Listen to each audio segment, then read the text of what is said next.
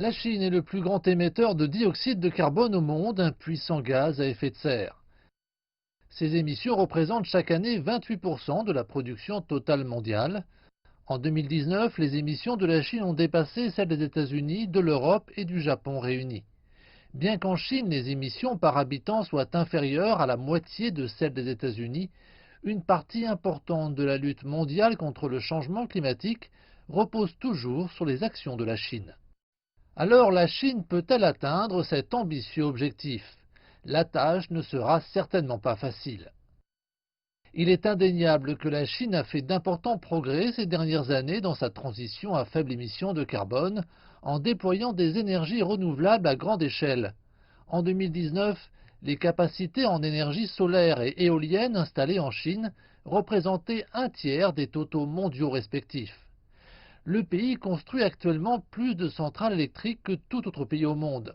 Le pays est également le plus grand fabricant et vendeur au monde de voitures et de bus électriques. Mais le tableau n'est pas tout rose.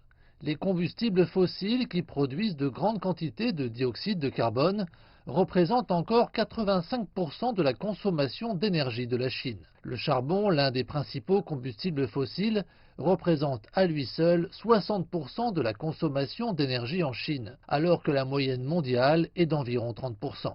Cela signifie que pour que la Chine atteigne son objectif pour 2060, elle devra considérablement doubler ses efforts en cours contre le carbone.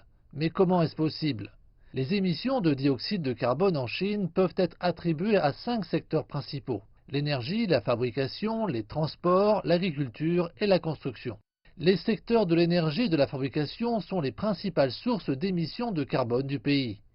La Chine devra considérablement augmenter son utilisation d'énergie renouvelable au cours des prochaines décennies, transformant sa structure énergétique actuelle. Cela ne devrait pas seulement s'appliquer au secteur de l'énergie qui produit de l'électricité, mais aussi à d'autres comme le secteur des transports où les véhicules électriques devraient remplacer ceux alimentés par l'énergie traditionnelle. Par ailleurs, la technologie devra jouer un rôle essentiel dans le processus avec des rôles allant de l'amélioration de l'efficacité énergétique, de la réduction ou même de la suppression des émissions de gaz à effet de serre dans divers secteurs, au déplacement du lieu d'émission du dioxyde de carbone.